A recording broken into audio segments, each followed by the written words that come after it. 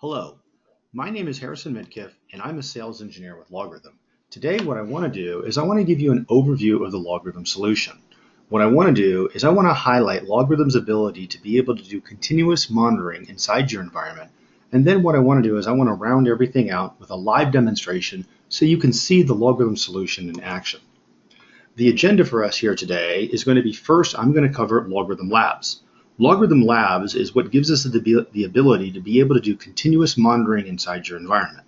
Then what I'm going to do is I'm going to cover the out-of-the-box parsing rules that we have inside LogRhythm and how that gives us the ability to be able to do continuous monitoring real time right from the very beginning.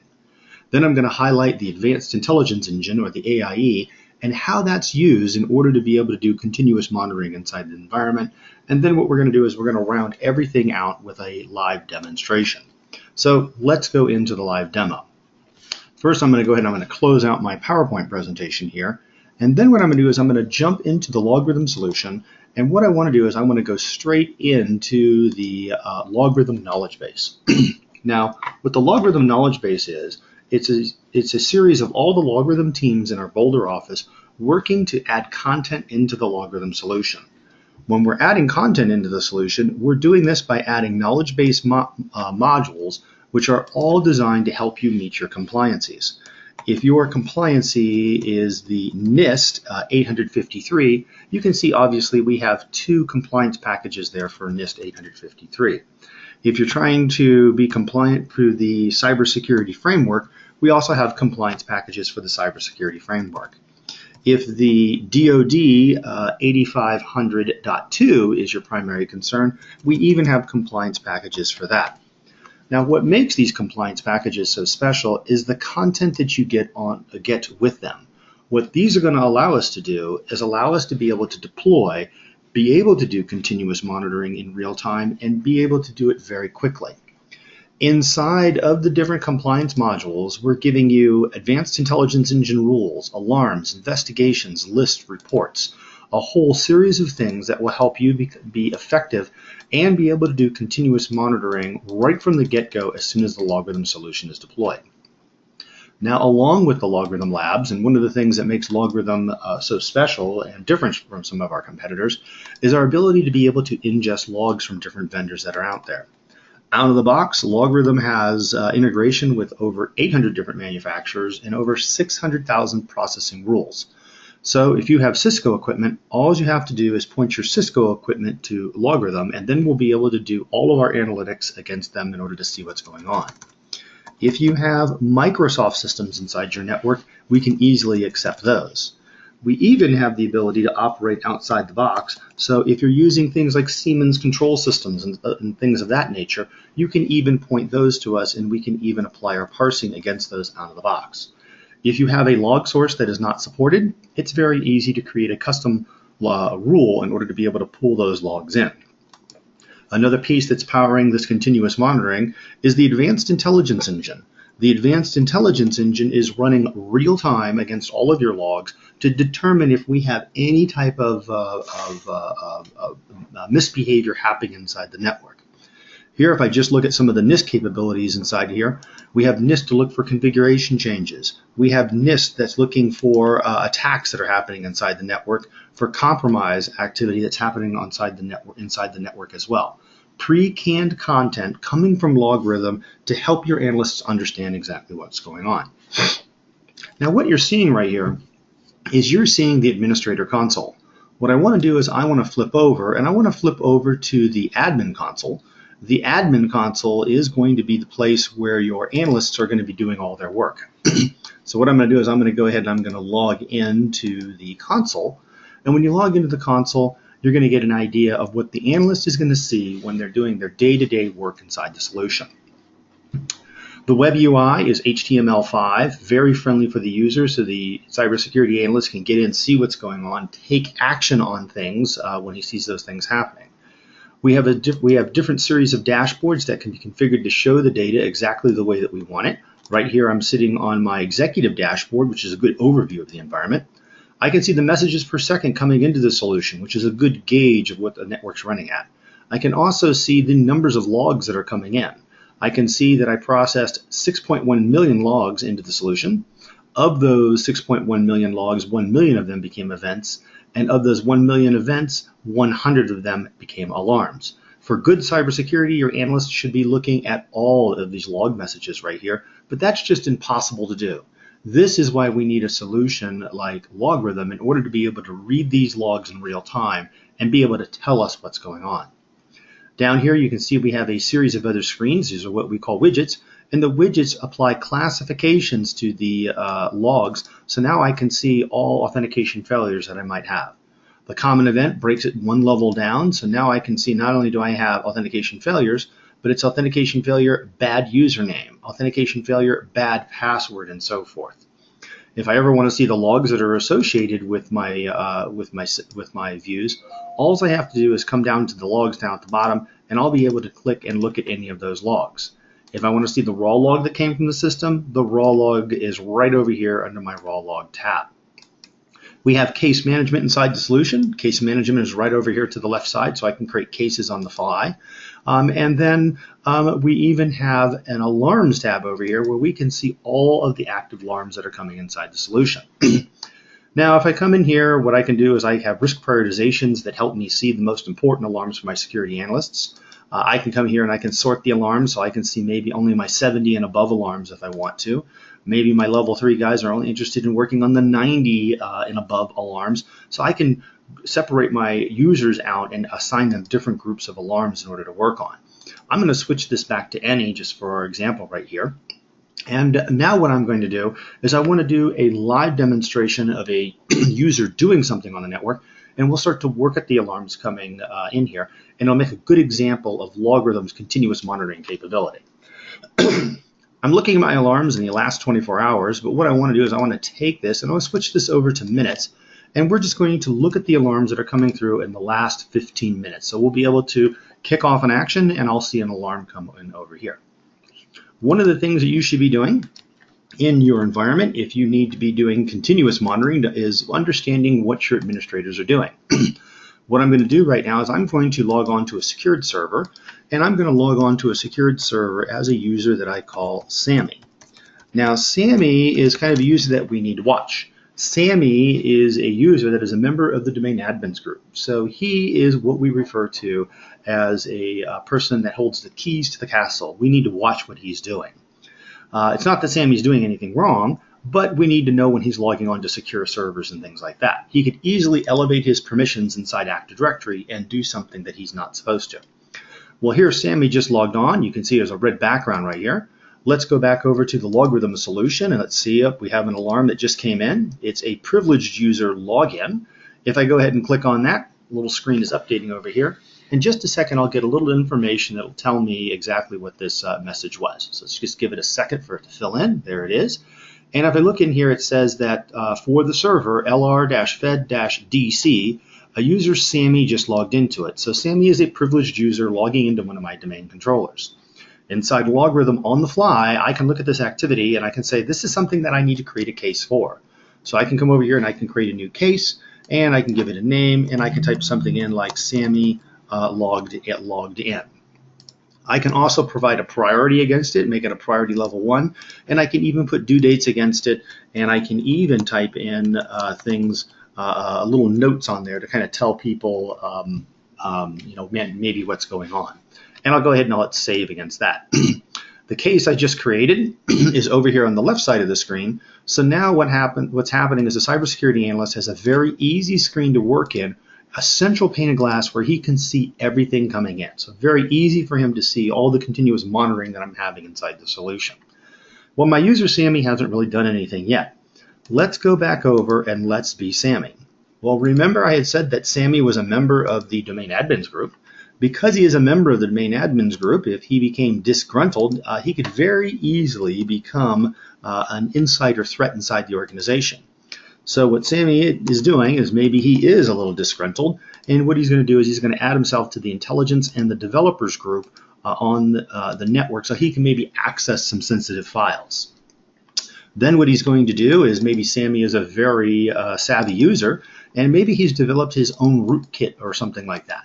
Well, I have Mozilla Firefox on here I'm going to use to simulate a rootkit, and he's installing some type of unauthorized software on a server, something that he shouldn't be doing. Now, if you think about this, continuous monitoring, if you need to be achieving continuous monitoring inside your environment, you need to know when your servers are changing as far as systems being updated and things like that. Well, then what happens is while Sammy's on the system, he also opens up another program, and he opens up a program called 7-Zip. I'm choosing 7-Zip because 7-Zip is a preferred tool for hackers to zip up content and sneak it out of the network in some way, shape, or form. Well, let's come back over to LogRhythm and let's see if we can see what's happening. Notice you saw another alarm just come in. So now I'm looking at this, and we come right over here, and I have a user added to privileged permission group. We'll give it a second for it to fill in right over here, but it's going to tell us that Sammy added himself to one of those groups that we just put in there. There's the user Sammy adding himself to the developers group. So on the fly, I'm going to take that and I'm going to add that to the current case. So I get some nice graphics there so the analyst can kind of see his work and what's going on. I click on the next one, and now here it is, Sammy again added himself to the intelligence group. So real quick, I'm going to add that to the current case as well. And now it starts to get interesting where I'm seeing software that's being installed by Sammy in Mozilla Firefox. Well, this is kind of the red flag that's starting for me, so I'm going to add that to the current case. And maybe now I'm starting to make some calls and wondering what Sammy's doing. But then right behind it, I have another alarm that came in. Notice the risk prioritization now has jumped to 91. Everything is progressing its way along here. And now what I'm seeing is Sammy launched the tool 7-Zip on his system. Well, 7-Zip is a restricted app, should never run on my network. Our alarms also have the capability to also be able to remediate activities when they come in. Notice on the alarm card right here, it says that there is a smart response action to it. That's an automated response that would allow me to remediate this action. If I come over here in this inspector window and I scroll down just a little bit, you'll see there's a section right down here which is a smart response, which is to kill the process on that system. Well, this is a case where the analyst needs to take action. If he has to open the SOP book, he has to go to another system to remote into this, time can be ticking. We need to go quickly. All I have to do is hit this little approval button down here, and by hitting the approve button, what I'll be able to do is kill the process on that system. This process can be eyes on glass, where I have to hit the approve button. It can be completely automated, where it will automatically run if a set of actions happen, and it can also go through an approval chain. So real quick, I'm going to hit that approve button right there. We're going to come back over here. You can see 7-Zip on the screen. The Power script is executing, and you just saw 7-Zip end on the system. So now Sammy's on the system, and he knows, wait a minute, they're getting wise to me. I need to step my game up. Well, remember, Sammy also added himself to a couple of privileged permission groups. The reason he added himself to some privileged permission groups was so he could get access to some files. So I'm opening up my chain of command file here to look at that. I'm opening up another file called codebook. I'm opening up another one called contacts. I'm opening up another one called firing codes. And then I get over to another one right here, and it says Operation Cold Steel. So I'm going to open up that and say, wow, this is a pretty neat document. So now what I'm going to do is I'm going to take this document, and I'm going to take it and I'm going to print it out, and maybe I'm going to stick it in my pocket and try to walk out of the building. I know I can't put it on a USB drive because I've locked those down, but literally what I've done is I've printed it out in order to get it out of the network. Okay. Well, now let's go back over to the solution, and you'll notice we have another set of alarms that have come in. I have right here file access, and if I scroll over here, let's see what file it is. There's that chain of command file. I see I have another one right here. There's that codebook file right there. You can see codebook. I have another one right here that says contacts was printed. Then I have another one right here, and I have firing codes. And then look right here. Here is that printed document, Operation Cold Steel.